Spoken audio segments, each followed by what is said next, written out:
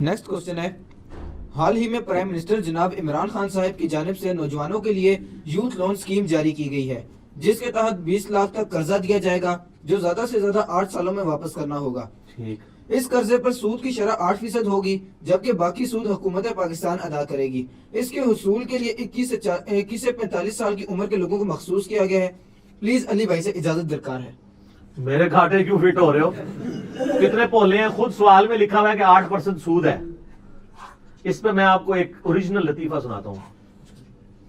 मौला मदूदी रहमहुल्लाह ताला असर से लेकर ना मगरिब तक ना अपने घर में एक इल्मी मजलिस किया करते थे। चंद एक ऑडियो रिकॉर्डिंग उसकी हैं यूट्यूब पे चढ़ी हुई। उस जमाने में वीडियोस इतनी आम नहीं थी। तो उसमें ना एक बंदे ने आके सवाल किया कि जी वो एक बंदा है जी, बड़ा गरीब है जी, वो बैंक में पैसे जमा करा के सूद खा सकता है?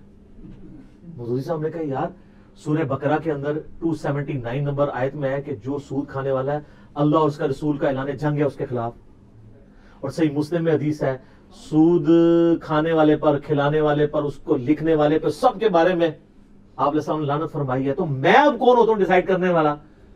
वो कहने लगा नहीं, अगर हजरत जिंदगी मौत की कश्मकश बन जाए, ये हो जाए वो हो जाए, पूरी उसने कहानी दोबारा से बिल्ड की। फिर उनका फिर भी सूद हराम है। करते करते एंड में मदूदी साहब जब तंग आए ना, उन्होंने कहा बेटा बात यह है कि वो सूद खा के खुद दोजख में जाना चाहता है, मुझे क्यों साथ घसीट रहा है? तो सर यूथ लोन तुसी लेना है, मनु विच नाल क्यों बतर हुंदे हो? तुसी जानो तो प्राइम मिनिस्टर जाने। मैं तो आपको उसूली बात करूंगा कि जब इंटरेस्ट इन्वॉल्व है, 8% इंटरेस्ट है, बाकी गवर्नमेंट देगी, तो सूद तो इसमें इन्वॉल्व है। मैं ये कैसे कह दूं ये जायज है? और मैं ये भी नहीं आऊंगा कि आप पे जिंदगी मौत की कश्मकश है। जिंदगी मौत की कश्मकश अगर आपकी बनी हुई हो तो आपके लिए इसके बाद और रिसोर्सेज मौजूद है। गवर्नमेंट ने लंगर खाने भी शुरू कर दिए, जाए वहां से रोटी खाएं। आप जरूर सूद खाना चाहते हैं तो गवर्नमेंट को मैं रिक्वेस्ट करूंगा इसके बजाय इस्लामिक बैंकिंग शुरू करते हैं। प्राइम मिनिस्टर खुद भी सूद को हराम समझते हैं, उनके साथ कई लोग अटैच हैं इस वक्त जो इन सूद को हराम समझते हैं। और हमारे बाकायदा आइन में भी है कि एंटी सूद जो बैंकारी का निजाम होगा। तो इस वक्त जो इस्लामिक बैंकिंग पाकिस्तान में चल रही है, काफी हद तक कुछ कमजोरियों के बावजूद उसमें पॉजिटिव चीजें हैं। तो किसी इस्लामिक बैंक के जरिए पर्सनल लोन, लेकिन पर्सनल लोन ही होगा, फिर वो कंट्रीब्यूशन वाला लोन होगा। यहां तो टोटली पर्सनल लोन है ना, पर्सनल लोन तो हो ही नहीं सकता। इस्लामिक बैंक तो आपको मुदारबा की बेस के ऊपर देगा कि आपने मकान बनाना है तो 10 लाख आपका है, 40 लाख वो दे देगा, फिर आपने वो 40 लाख की किस्तें उनको वापस करनी होंगी, यानी मनी अगेंस्ट गुड्स होगा। वो तो ठीक है, मेरा यूट्यूब पे आप इस्लामिक बैंकिंग वाला कारोबार देख लें। इसलिए मैं किस्तों के कारोबार को हलाल समझता हूं। ठीक है, अगर इसमें कोई फाइनेंशियल पेनल्टी ना डाली जाए, ये शर्त है। और दूसरा, जो एक बार कीमत तय कर दी जाए उसको ऊपर नीचे ना किया जाए, क्योंकि वो मनी अगेंस्ट गुड आ जाता है। इसलिए किस्तों वाला कारोबार जो है वो सूद की कैटेगरी में फॉल नहीं करेगा। आपको पता है ये पिछले दिनों इन्होंने यानी जिना इंटरनेशनल एयरपोर्ट की तोसी करनी थी कराची वाले की, तो 6 अरब रुपए का सामान इस्लामिक बैंकिंग के थ्रू आया। और ये इस्लामिक बैंकिंग वालों ने गवर्नमेंट को कर्जा दिया, कर्जा नहीं दिया उन्होंने, पर्सनल लोन तो वो देते नहीं। उन्होंने कहा कि हम 6 अरब का सामान बाहर से खरीदेंगे, फिर वो 6.25 अरब में उन्होंने हुकूमत को बेच दिया किस्तों में। तो वो जो ऊपर वाले पैसे बचे, सपोज यानी 6.25 अरब या साढ़े, ऊपर वाले पैसे उन्होंने कुछ अपने पास रखे, कुछ अपने उन लोगों में बांट दिए प्रॉफिट के तौर पे। तो ये बिल्कुल जायज है। तो गवर्नमेंट ने अगर पर्सनल लोन वाला मामला ना करें, इसके बजाय मुदारबे का सिस्टम करें जिसमें कुछ हिस्सा वो कंट्रीब्यूट करे, कुछ और करे, और ये मामला चले। ये सूद के ऊपर मैं कैसे यानी कह दूं, मुझे ये यानी लोग व्हाट्सएप ग्रुप में भी हमारे पूछ रहे थे कि अली भाई से, अली भाई क्या पूछ के बताना है भाई, आपको पता नहीं है? सही मुस्लिम में हदीस है, गुनाह वो जो तेरे दिल में खटके और तू इस बात से आर महसूस करे कि लोगों को पता चलता है। इनको खुद नहीं पता है कि ये सूद हलाल है क्या हराम है। और जामिया तिरमिज़ी में हदीस है, हसन इब्न अली कहते हैं अलैहिस्सलाम कि मुझे नबी इस्लाम ने नसीहत की थी कि जो चीज तुझे शक में डाल दे उसको छोड़ देना। सच्चाई इत्मीनान अता करती है और झूठ शक में डाल देता है। इतनी बड़ी नसीहत है ये। इसके होते हुए हम किस तरीके से लोगों को इसके ऊपर उभारें कि वो ये काम करने शुरू कर दें, सूदी काम। तो हम कतन इस बारे में, यानी मेरा तो कैटेगोरिकल डिसीजन है। मैं मदूदी साहब की बात करूंगा कि हम तो डूबे हैं सनम, तुम्हें भी ले डूबेंगे, हमें माफ रखें। आप अपने लातो वाकयात को खुद देखें। हमने आपको ये हुक्म बता दिया, शरई हुक्म यही है, बाकी आपने अमल करना नहीं करना आप जाने और अल्लाह का मामला। मैं तो इसमें, क्योंकि मेरी कोई चीज स्टेक पे नहीं लगी हुई कि मैं आपको कोई शिक निकाल के तो कुत्ता हलाल करने की कोई शिक बता दूं। ठीक है, सूद का मामला बहुत खतरनाक है। और इसमें जो गांधी साहब ने एक जदीद फितना खड़ा किया था ना, फितना पंजाबी वाला नहीं, अरबी वाला, आजमाइश। हालांकि पीटीवी पे ना गांधी साहब के पुराने प्रोग्राम रखे हुए हैं, मैं कहता हूं सूद के हवाले से जितनी प्यारी डिस्कशन उन्होंने की है, जो पीटीवी पे पुराने उनके प्रोग्राम है, उसमें उनसे सवाल हुआ है, नौजवानों ने कहा कि ये बताएं कि अगर सूद देने वाला और लेने वाला आपस में राजी है तो इस्लाम को क्या तकलीफ है? लॉजिकल सवाल है ना। बैंक कहता है जी मुझे पैसे दो, मैं तुम्हें इतना प्रॉफिट दूंगा। नबी इस्लाम के जमाने में सूद क्या था कि अमीर लोग गरीबों का इस्तेसाल करते थे।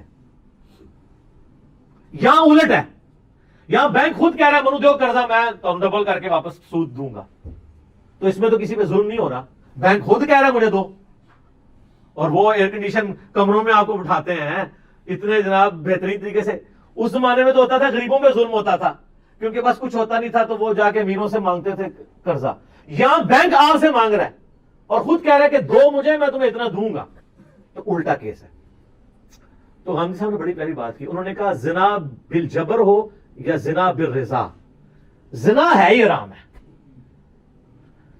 सूद बिल रिजा हो या जबर के साथ। नबी इस्लाम के जमाने का सूद डिफरेंट था, आज का सूद डिफरेंट है, लेकिन अल्लाह ताला सूद के ही खिलाफ है। इसीलिए देखें कुरान पाक में अल्लाह ताला ने फरमाया कि ये कहते हैं कि सूद भी तो कारोबार की तरह है। तो इसके जवाब में कोई 1-1.5 सफे का रिसर्च पेपर आना चाहिए था। अल्लाह ने एक जुमला बोला कि अल्लाह सूद को हराम करता है, कारोबार को हलाल करता है, जाओ मेरी मर्जी। वो कहते हैं यार ये देखो ना जी, एक बंदे के पास 10 लाख रुपया है, आप किसी को 10 लाख दें और उसके बदले 10,000 रुपये उससे लें महीने का, तो ये सूद है। और दूसरी तरफ अगर 10 लाख का मकान उसे दें और उससे 10,000 किराया मकान का ले, तो ये कारोबार है, हलाल है। सर उसकी वजह यह है कि वो मनी अगेंस्ट गुड्स है, उसकी वजह से कारोबार जिंदगी चलता है। जो पारा नंबर 28 में है कि दौलत सिर्फ अमीरों में ना रह जाए, गरीबों में भी गर्दिश करनी चाहिए। इस्लाम कहता है पैसा रनिंग में आए, पैसा रनिंग में आए तो ज़कात भी आपके लिए खत्म हो जाती है। आप 20 लाख रुपए जोड़े ज़कात देंगे, 20 लाख की गाड़ी लेके रोड पे चढ़ा दे, कोई ज़कात नहीं। उल्टा उसकी कमाई खाएं भी, कोई ज़कात नहीं। हाँ वो कमाई जोड़े तो उस जोड़ने पे ज़कात होगी, उस 20 लाख की गाड़ी पे ज़कात कोई नहीं, क्योंकि उससे कारोबार जिंदगी चल रहा है। एक ड्राइवर की नौकरी चल रही है, पंक्चर होगा तो पंक्चर वाले की नौकरी, पेट्रोल वाले का रिस्क उसके साथ वाबस्ता है, फिर जो लोग ट्रैवल कर रहे हैं उनका रिस्क है, ठीक है। फिर टूल प्लाजे पे जो बैठे हुए आपसे शिकार करने के लिए टैक्स गवर्नमेंट के कारिंदे मछिंदर, उनकी रोजी रोटी उसके साथ लगी हुई है। तो इस्लाम कहता है पैसा रनिंग में है, इसलिए इस्लाम ने कारोबार को हलाल किया और सूद को हराम। ये इसकी लॉजिक है। तो उस वक्त तो गांधी साहब ये कहते थे। अब नया वर्जन आया गांधी साहब का कि जी सूद जो है ना, ये सूद लेना हराम है, देना हराम नहीं है।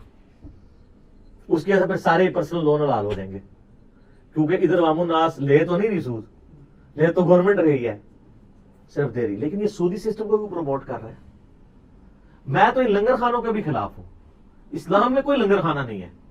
कहीं देखा है खुलफा राशिदीन ने कोई लंगर खाना खोला हो?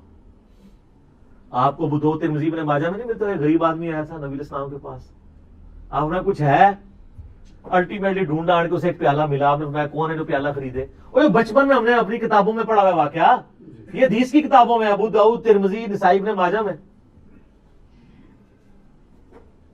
आपने उसको महंगे दामों बिकवाया और आप अलैहिस्सलाम ने उसे एक रस्सी और कुल्हाड़ा लेके दिया और अपने मुबारक हाथों से उस कुल्हाड़े के अंदर जो है वो दस्ता भी डाला और फरमाया कि ये ले जा, लकड़ियां काट, इस रस्सी से बांध, अपने अपने घर वालों की परवरिश कर। वो आपको पता है कुछ अरसे बाद फिर आया तो उसके पास इतना माल हुआ था, उसका मैं लोगों को भी देता हूं।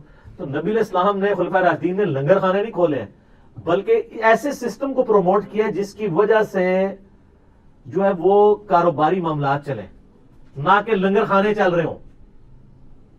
आपको बहुत गरीब गुरबा वाला मामला बिल्कुल भी कंडेम नहीं करते हैं, बंद ही कर देते लोग। कह इंजीनियर साहब ने साड़ी रोटी भी बंद कराती है, को देनी शुरू की थी। यानी इससे बेहतर वो सिस्टम है, उसको प्रमोट करें, इस सिस्टम को प्रमोट ना करें। तो अब गांधी साहब का नया वर्जन है, वो कहते हैं देखें जी सूद जो है ना वो देना जो है वो हराम नहीं है, लेना है। तो बैंक ले रहा है वो मुजरिम है, लेकिन आप इस सिस्टम को सपोर्ट तो करें, आप तो मजलूम है, आपको मजबूरन देना पड़ रहा है। और वो कहते हैं जी असल में ना जो, अच्छा पहले क्या कहते थे, वो कहते थे उस टाइम ये कहते थे कि जो ये देना हराम क्यों है, उस टाइम भी उससे सवाल होते थे, तो उस वक्त वो हराम मानते थे, वो कहते देना इसलिए हराम है कि आप इस सिस्टम को सपोर्ट कर रहे हैं। आज उनको ये लॉजिक भूल चुकी है। अब नया वर्जन आया, लोग हमें रास्ता कर रहे थे, आप गांधी साहब को प्रमोट कर रहे हैं, गांधी साहब की इन चीजों के खिलाफ क्यों नहीं बोलते। मेरे अलावा तो किसी ने गांधी साहब का इल्मी इरादा ही नहीं किया, बाकी तो सारे कहानियां करा के गुस्से निकाल के, कभी कहते हैं इसकी शक्ल मुसलमानों वाली नहीं, कभी कहते हैं दाढ़ी नहीं रखी हुई, कभी कुछ करते हैं। मैं तो लॉजिकली गांधी साहब से दाढ़ी के मसले में इख्तलाफ किया तो उनको पुरानी अपनी तहरीरों के, उनकी तहरीरों के हवाले दिए। अगर मैंने उनसे आज इख्तलाफ किया तो मैं कहता हूं सर पीटीवी वाला अपना ही पुराना प्रोग्राम देखें, वो लॉजिकल था और बात भी ठीक थी। और इसी में मॉर्टगेज वाला भी इशू आ जाता है। अब उलमा कह रहे हैं जी एक मकान मॉर्टगेज के जरिए बना लें, क्योंकि बेसिक नीड है। मकान बेसिक नीड है, जाती मकान बेसिक नीड नहीं है। पाकिस्तान में कितने % लोग हैं जिनके जाती मकान है? मेरा शायद 25% लोग हो, बाकी सब किरायों पर रह रहे हैं। तो वो कहेंगे हमारी बेसिक नीड है, डाके मारने शुरू कर दें, सूदी काम शुरू कर दें। शेल्टर बेसिक नीड है, अपना जाती शेल्टर बेसिक नीड नहीं है। हां एक अच्छी ख्वाहिश जरूर हो सकती है, उसके लिए आप हराम का रास्ता इख्तियार ना करें। बाहर के मुल्कों में मॉर्टगेज अगर कोई इस्लामिक बैंकिंग वाले कर रहे हैं, मनी अगेंस्ट गुड्स, जिसमें रेट्स वो बदले ना, रेट आपके साथ फिक्स तय करें, यानी उसका जो उन्होंने किराया लेना है, मैं सूद के रेट की बात नहीं कर रहा, मनी अगेंस्ट गुड्स वाला, तो जरूर करें। बाकी बचने में आफियत है मेरे भाई। Ultimately at the end of the day in चीजों का नुकसान ही होता है। बाकी जो फिका हनफी का फतवा है ना कि आप दारुल कुफर में सूद लेके खा सकते हैं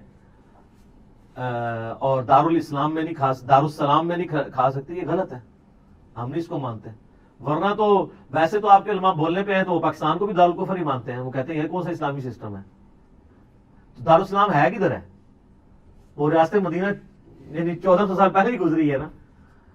तो जाहिर है ये दारुस्सलाम ही है, जाहिर है टूटी फूटी फॉर्म में। बाकी कमजोरियां तो खुलफा राशिदीन के बाद उस तरीके से मुकम्मल तौर पे तो सिस्टम एस्टैब्लिश नहीं हुआ ना। तो ये पर्सनल लोन जो है मैं तो इसको गलत समझता हूँ। ठीक हो गया।